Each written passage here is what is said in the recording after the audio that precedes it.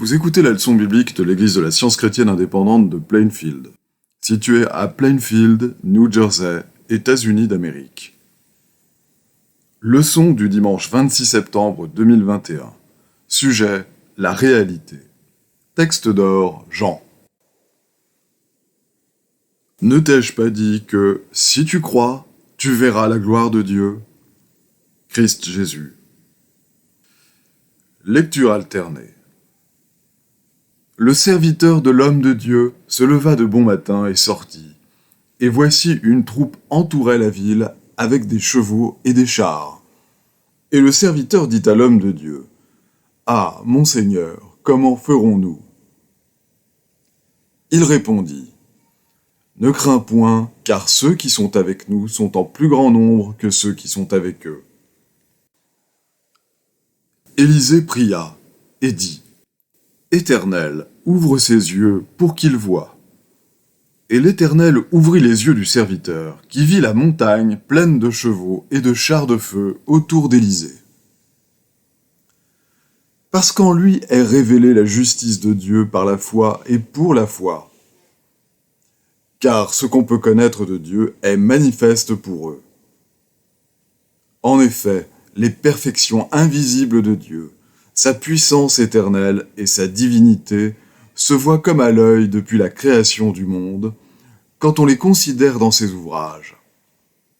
Le roi d'Israël, l'Éternel, est au milieu de toi. Tu n'as plus de malheur à éprouver. La Bible. Béni sois-tu, ô Éternel, enseigne-moi tes statuts. Ouvre mes yeux pour que je contemple les merveilles de ta loi.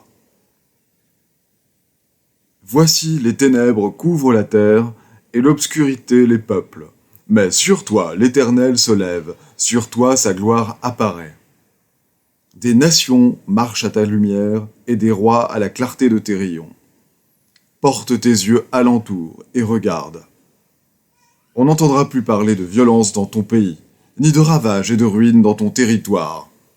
Tu donneras à tes murs le nom de salut, et à tes portes celui de gloire. Ce ne sera plus le soleil qui te servira de lumière pendant le jour, ni la lune qui t'éclairera de sa lueur. Mais l'Éternel sera ta lumière à toujours, ton Dieu sera ta gloire. Ton soleil ne se couchera plus, et ta lune ne s'obscurcira plus. Car l'Éternel sera ta lumière à toujours, et les jours de ton deuil seront passés. C'est pourquoi, ayant ce ministère, selon la miséricorde qui nous a été faite, nous ne perdons pas courage. Nous rejetons les choses honteuses qui se font en secret. Nous n'avons point une conduite astucieuse, et nous n'altérons point la parole de Dieu. Mais en publiant la vérité, nous nous recommandons à toute conscience d'homme devant Dieu. Si notre évangile est encore voilé, il est voilé pour ceux qui périssent. Pour les incrédules dont le Dieu de ce siècle a aveuglé l'intelligence, afin qu'ils ne vissent pas briller la splendeur de l'évangile de la gloire de Christ, qui est l'image de Dieu. Car Dieu qui a dit « La lumière brillera du sein des ténèbres », a fait briller la lumière dans nos cœurs pour faire resplendir la connaissance de la gloire de Dieu sur la face de Christ. Car nos légères afflictions du moment présent produisent pour nous, au-delà de toute mesure, un poids éternel de gloire, parce que nous regardons, non point aux choses visibles, mais à celles qui sont invisibles. Car les choses visibles sont passagères, et les invisibles sont éternelles. Il retourna donc à Cana, en Galilée, où il avait changé l'eau en vin. Il y avait à Capernaum un officier du roi dont le fils était malade. Ayant appris que Jésus était venu de Judée en Galilée, il alla vers lui et le pria de descendre et de guérir son fils qui était près de mourir. Jésus lui dit: « Si vous ne voyez des miracles et des prodiges, vous ne croyez point. » L'officier du roi lui dit: « Seigneur, descends avant que mon enfant meure. » « Va, lui dit Jésus, ton fils vit. » Et cet homme crut à la parole que Jésus lui avait dite, et il s'en alla. Comme déjà il descendait, ses serviteurs venant à sa rencontre lui apportèrent cette nouvelle. « Ton enfant vit. » Il leur demanda à quelle heure il s'était trouvé mieux. Ils lui dirent « Hier, à la 7e heure, la fièvre l'a quitté. » Le père reconnut que c'était à cette heure-là que Jésus lui avait dit « Ton fils vit ». Et il crut, lui et toute sa maison. Dès le matin, il alla de nouveau dans le temple, et tout le peuple vint à lui. S'étant assis, il les enseignait. Jésus leur parla de nouveau et dit « Je suis la lumière du monde. Celui qui me suit ne marchera pas dans les ténèbres, mais il aura la lumière de la vie. Vous connaîtrez la vérité, et la vérité vous affranchira. » Jésus vit en passant un homme aveugle de naissance. Ses disciples lui firent cette question. « Rabbi, qui a péché, cet homme ou ses parents, pour qu'il soit né aveugle ?» Jésus répondit, « Ce n'est pas que lui ou ses parents aient péché, mais c'est afin que les œuvres de Dieu soient manifestées en lui. » Après avoir dit cela, il cracha à terre et fit de la boue avec sa salive. Puis il appliqua cette boue sur les yeux de l'aveugle, et lui dit « Va et lave-toi au réservoir de Siloé », nom qui signifie « envoyé ». Il y alla, se lava, et s'en retourna voyant clair. Puis Jésus dit « Je suis venu dans ce monde pour un jugement, pour que ceux qui ne voient point voient, et que ceux qui voient deviennent aveugles. » Quelques pharisiens qui étaient avec lui, ayant entendu ces paroles, lui dirent « Nous aussi sommes-nous aveugles ?» Jésus leur répondit « Si vous étiez aveugles, vous n'auriez pas de péché. Mais maintenant vous dites « Nous voyons ». C'est pour cela que votre péché subsiste.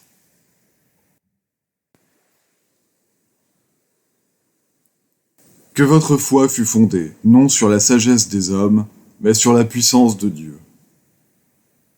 Mais comme il est écrit, ce sont des choses que l'œil n'a point vues, que l'oreille n'a point entendues, et qui ne sont point montées au cœur de l'homme. Des choses que Dieu a préparées pour ceux qui l'aiment. Dieu nous les a révélées par l'Esprit, car l'Esprit sonde tout, même les profondeurs de Dieu.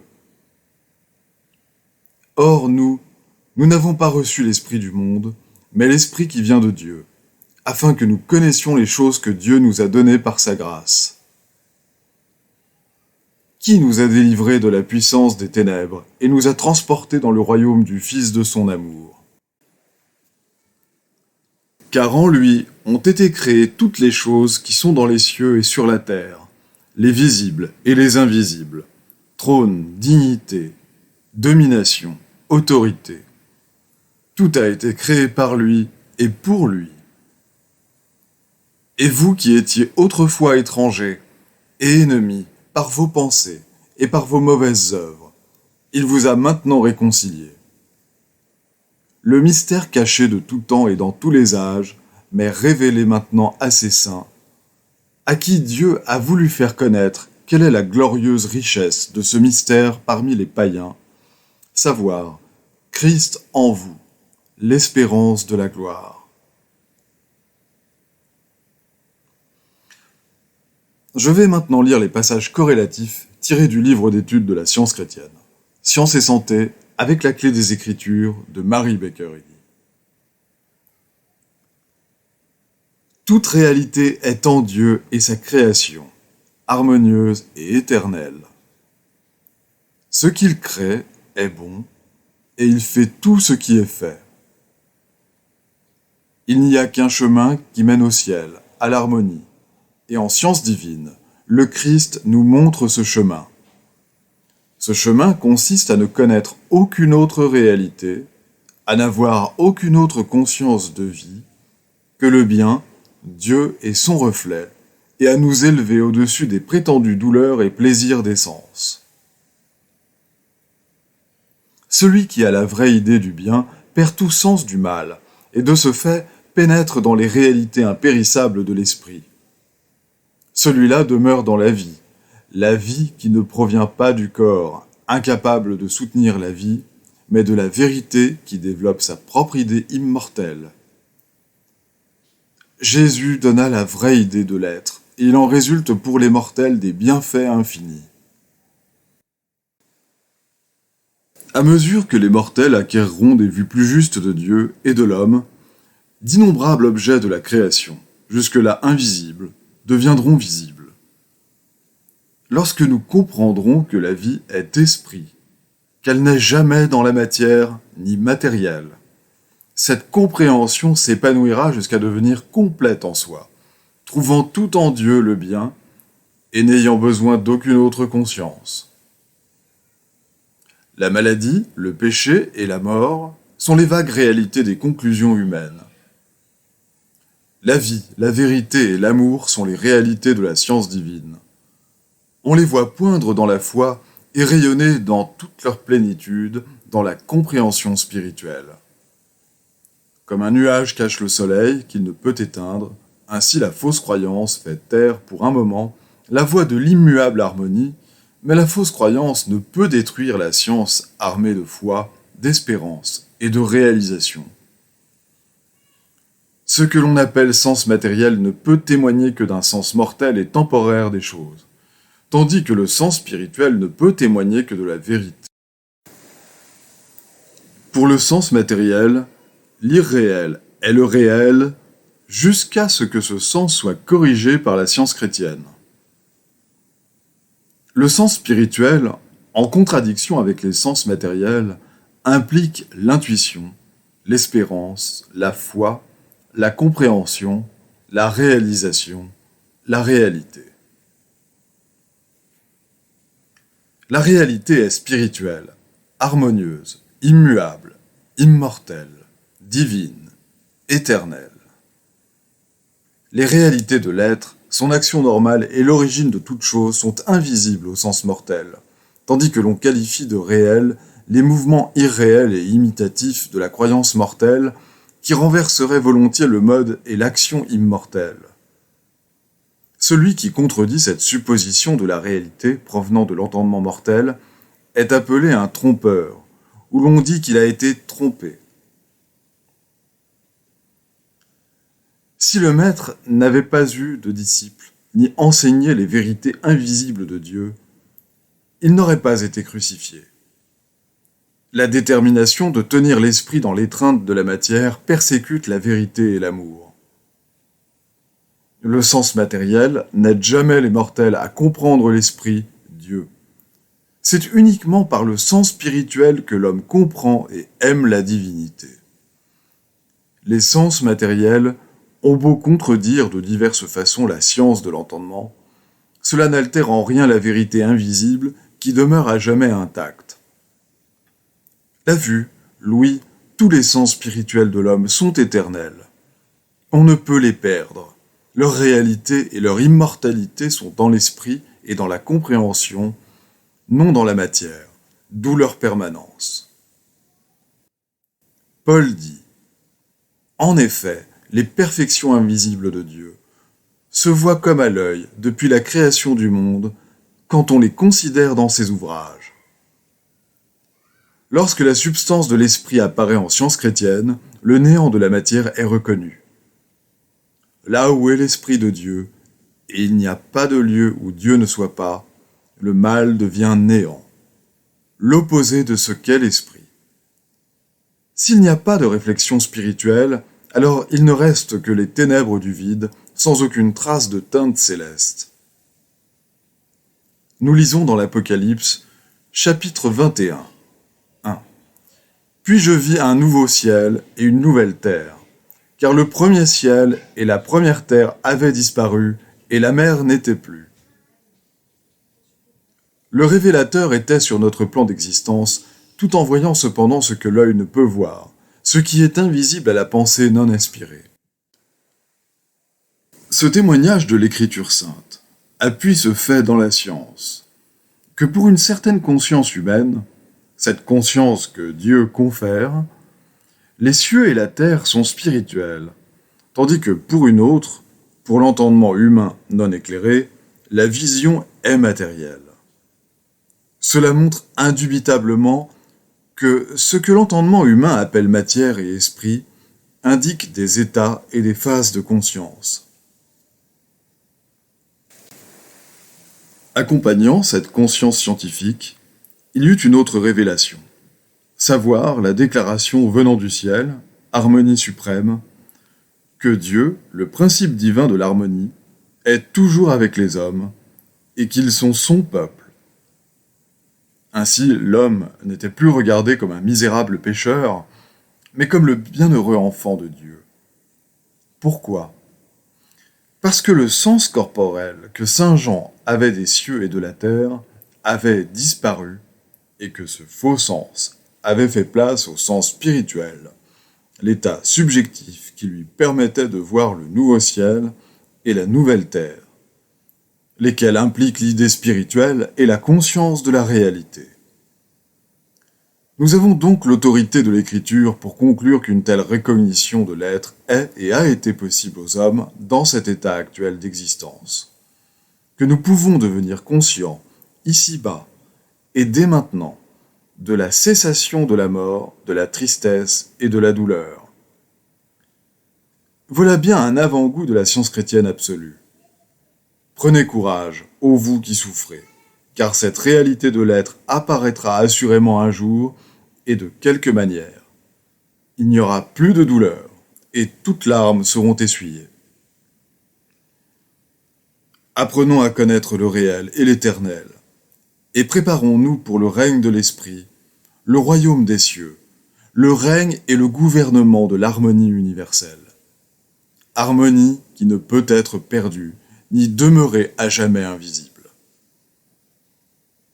Lorsque nous trouverons le chemin en science chrétienne et que nous reconnaîtrons l'être spirituel de l'homme, nous verrons et comprendrons la création de Dieu, toutes les splendeurs de la terre et des cieux et de l'homme.